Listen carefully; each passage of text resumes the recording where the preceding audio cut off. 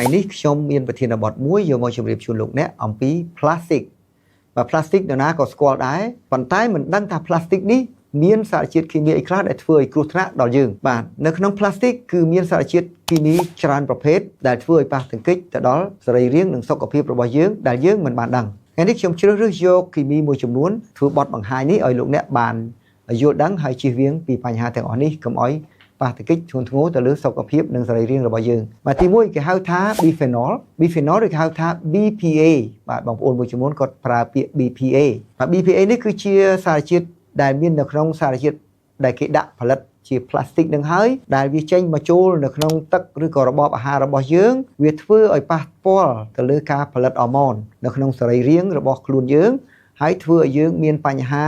តាក់ទងជាមួយនឹងដំណើរការរបស់អរម៉ូនមួយចំនួនតាក់ទងនឹងវដ្តរដូវតាក់ទងទៅនឹងកាពេញអរម៉ូន thyroid ឬក៏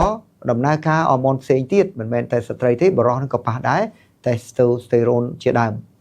បាទអញ្ចឹងវាធ្វើឲ្យយើងមានបញ្ហាបើសិនបើយើងនៅតែបន្តប្រើប៉ះទង្គិចទៅដល់ការវិវត្តនៅក្នុងខួរក្បាលរបស់ទារកបើសិនបើយើងមានផ្ទៃពោះវាធ្វើឲ្យទារកមានជំងឺកើតមកមិនគ្រប់លក្ខណៈហៅថាជំងឺខួរតូចក៏មានឥទ្ធិពលពី BPA ឬក៏ហៅថា bisphenol នេះដែរអញ្ចឹងស្ត្រីមានផ្ទៃពោះឬក៏មិនទាន់មានផ្ទៃពោះបើសិនជាចង់បានសុខភាពល្អទាំងម្ដាយទាំងកូនគួរជៀសវាងការប្រើប្រាស់ថង់ប្លាស្ទិកឬក៏ឧបករណ៍ប្លាស្ទិកទៅដាក់អាហារក្តៅយកមកទទួលទានទី2គឺតាក់ទងជាមួយនឹងគេហៅថា phthalate នេះគឺជាសារជាតិគីមីដែលគេដាក់ចូលទៅក្នុងប្លាស្ទិកដើម្បីឲ្យផលិតប្លាស្ទិកទៅឲ្យវាមានភាពយឺតឡើងអញ្ចឹងហើយ phthalate នេះហើយដែលធ្វើឲ្យមានបញ្ហាទៅដល់សុខភាពរបស់យើងជាពិសេសគឺក្រពេញដែលផលិតអរម៉ូនដែលគេហៅថា endocrine system ជាទូទៅគឺជំងឺដែលតែងតែជួបប្រទះខ្ញុំជួបឬក៏គ្រូពេទ្យផ្សេងទៀតជួបនោះគឺជំងឺ thyroid បាទ thyroid ឬក៏ parathyroid ដែលវាក្រពេញទាំងពីរនេះដែលវាផលិតអរម៉ូនឲ្យយើងមានដំណើរការបំបែកយកសារជាតិចិញ្ចឹមគ្រប់គ្រាន់ហើយគ្រប់គ្រងសីតុណ្ហភាពនិងធ្វើឲ្យខ្លួនយើងមានគេហៅថាតុល្យភាពជាមួយនឹងបរិយាកាសនៅខាងក្រៅបើសិនបើយើងកើតជំងឺនេះវាធ្វើឲ្យយើងជួបវិបត្តិជាច្រើនបាទទី3បញ្ហាមួយទៀតដែលយើងឃើញមាននៅក្នុងផ្លាស្ទិកដែរគឺគេហៅថា PFAS PFAS នេះគឺជាគីមីដែលគេដាក់ក្នុងផ្លាស្ទិកដើម្បីផលិតវាឲ្យជាប់បានយូរកុំឲ្យវាបាក់បែកហើយសារជាតិនេះវាធ្វើឲ្យមានបញ្ហាពុលទៅដល់ថ្លើមនិងតម្រងនោមរបស់យើងបច្ចុប្បន្នយើងឃើញមានអ្នកជំងឺថ្លើមរ៉ាំរ៉ៃឬក៏ក្រិនថ្លើមនឹងច្រើនមែនទែនបាទដោយមិនដឹងមូលហេតុហើយអ្នកខ្លះមានបញ្ហាដល់តម្រងនោមទៅផ្លាស់ទៅបដូរទៅលាងឈាមច្រើនដែលមិនដឹងថាមកពីអ្វីថ្ងៃនេះខ្ញុំជម្រាបជូនថា PFAS ដែលមាននៅក្នុងផ្លាស្ទិកជាមូលហេតុធំជាងគេធ្វើឲ្យកើតជំងឺទាំងនេះចំណុចទី4គឺគេហៅថា dioxin នេះគឺជាសារជាតិមួយយ៉ាងដែលគេ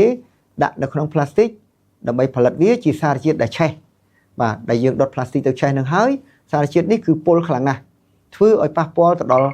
ខួរក្បាលរបស់យើងអង្គចងចាំរបស់យើងវាធ្វើឲ្យ IQ ឬក៏គេហៅអង្គចងចាំនឹងហើយចុះទាបបំផុតតែម្ដងបាទយើងប្រើយូរគឺយើងភ្លេចភ្លាំងបង្វែងស្មារតីដែលធ្វើឲ្យយើងពិបាកនឹងចងចាំនៅព័ត៌មានផ្សេងមួយទៀតវាធ្វើឲ្យយើងកើតជំងឺម៉ារីកជាច្រើនប្រភេទនៅក្នុងខ្លួនរបស់យើងបាទគ្រប់សរីរាង្គទាំងអស់អញ្ចឹងបងប្អូនយើងមុននឹងសម្រេចចិត្តប្រើប្រាស់ថង់ផ្លាស្ទិកឬក៏ផ្លាស្ទិកដែលគេផលិតជាឧបករណ៍ផ្សេងទៅដាក់អាហារគួរតែប្រយ័ត្នប្រយែងបាទជាទូទៅមិនលើកទឹកចិត្តឲ្យដាក់អាហារក្តៅចូលទៅក្នុងគ្រឿងឧបករណ៍ប្រើប្រាស់ជាផ្លាស្ទិកនោះទេបាទអញ្ចឹងបើសិនជាបងប្អូនគិតថាប្រធានបទនេះមានប្រយោជន៍អាចចែករំលែកបានហើយចង់ពិគ្រោះយោបល់អាចអញ្ជើញទៅតាម Telegram របស់ខ្ញុំដែលមាន link នៅខាងក្រោមសូមជួបគ្នានៅប្រធានបទក្រោយទៀតដែលខ្ញុំនឹងនិយាយអំពីសារៈប្រយោជន៍នៃសុខភាពរបស់យើងជាហូរហែបន្តទៅបាទសូមអរគុណសហការឧបត្ថម្ភដោយមន្ទីរសម្រាប់ព្យាបាលយូរចាក់ទុកមុខសុខភាពរបស់អ្នកគឺជាភារកិច្ចរបស់ពួកយើង Mokis ព្យាបាលជំងឺរលាកផ្លូវដង្ហើមប្រព័ន្ធរំលាយអាហាររលាកតម្រងនោមនិងរលាកស្បែក